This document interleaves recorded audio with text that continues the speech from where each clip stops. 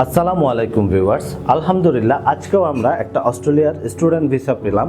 Kaushik, kindly আপনার ভিসাটি দর্শকদের উদ্দেশ্যে শেয়ার করেন। কৌশিক, কোন ইউনিভার্সিটিতে পড়তে যাচ্ছেন আপনি? Victoria university.